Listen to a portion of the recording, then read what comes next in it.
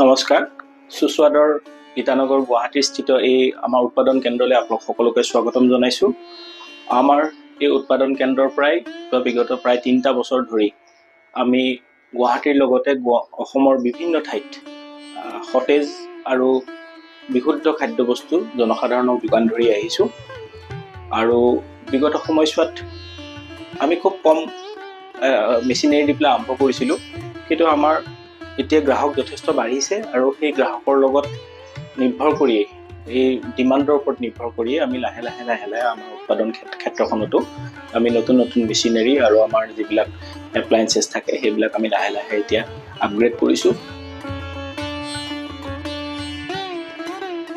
সুস্বাদৰ যেতিয়া আমি প্ৰথম আৰম্ভণি কৰিলোঁ, মূলতঃ পষ্ট ক'ভিডৰ পিছতে গোটেই বস্তুটো আৰম্ভ হৈছিল। আৰু সেই সময়ত আমি এটা অনুভৱ কৰিছিলোঁ যে গুৱাহাটী চহৰত বিশেষকৈ তাৰমানে আপুনি যদি বিশুদ্ধ খাদ্যবস্তু খাবলৈ বিচাৰে তেতিয়া এটা ওৱান ষ্টপ ডেষ্টিনেশ্যন নাই, যে ক'ৰবাত যদি আছে তেতিয়াহ'লে হয়তো আটাই আছে, ক'ৰবাত যদি আছে তাত তেলেই আছে, কিন্তু গোটেইখিনি বস্তু সামগ্ৰিকভাৱে এঠাইতে উৎপাদন কৰা আৰু মানুহক দিয়া সেই ধৰণৰ এটা উৎপাদন কেন্দ্ৰৰ অভাৱ গুৱাহাটীত আছে। আৰু তেতিয়া সেই ধৰণৰ এটা অভাৱটো পূৰণৰ উদ্দেশ্য লৈয়ে আচলতে আমি সুস্বাদৰ প্ৰথম আৰম্ভণি কৰিছিলোঁ। এই সময়ছোৱাত জনসাধাৰণৰ আমি যথেষ্ট সমৰ্থন লাভ কৰিছোঁ।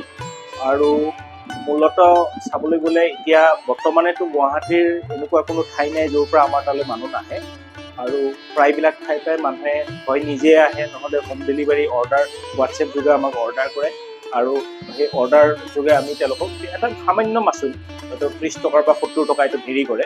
গতিকে এইটোৰ বিনিময়ত তেওঁলোকে ঘৰতে বহি হোৱাটছএপ যোগে আমাক অৰ্ডাৰ কৰি তেওঁলোকে সামগ্ৰীটো ক্ৰয় কৰি ঘৰলৈকে তেওঁলোকৰ গৈ পাই যায়গৈ। গতিকে ঠিক তেনেকৈ বিভিন্ন ঠাইৰ মানুহে এই বস্তুবিলাক আমাৰ তাৰপৰা নি পেলাই বৰ্তমান সেৱন কৰি আছে।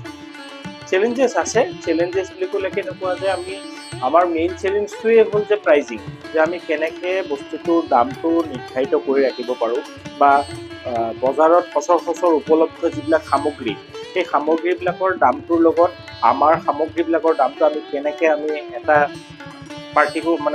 এটা লেভেলত ৰাখিব পাৰোঁ। কাৰণ কথাটো এনেকুৱা যে বস্তুৰ দামটো যদি বহুত বেছি হয় তেতিয়াহ'লে মানুহে সেইটো ক্ৰয় কৰিবলৈ অলপমান টান পায়।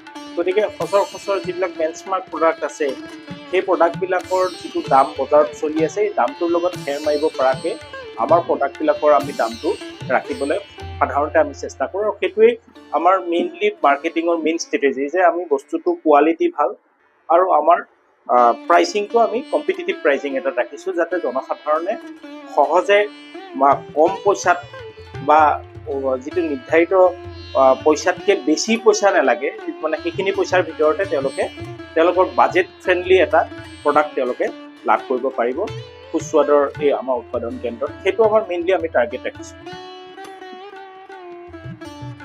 হয়, মানুহবিলাক যথেষ্টখিনি আপোনাৰ ব্ৰেণ্ড কনচিয়াছ হয় আজিৰ তাৰিখত, কিন্তু তাৰ লগে লগে সমান্তৰালভাৱে এটা কথাও হৈছে যে জনসাধাৰণে এতিয়া বুজি উঠিছে যে অকল ব্ৰেণ্ড হ'লেই নহ'ব।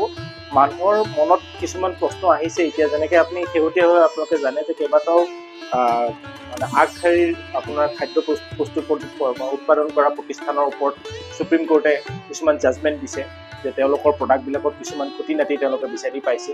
গতিকে এই বস্তুবিলাকেও জনসাধাৰণক যথেষ্ট ব্ৰেণ্ডবিলাকৰ ক্ষেত্ৰত কনচিয়াছ হ'বলৈ বাধ্য কৰিছে।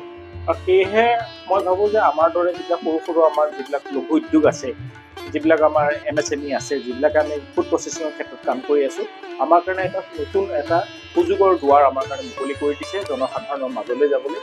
কিন্তু এটা কথা ঠিক যে আমাৰ দাম আৰু আমাৰ কোৱালিটি এই দুটা বস্তু আমি ঠিককৈ ৰাখিব লাগিব। তেতিয়া জনসাধাৰণৰ সমৰ্থন পোৱাটো মই নিশ্চিতভাৱে সম্ভৱ বুলি ভাবোঁ।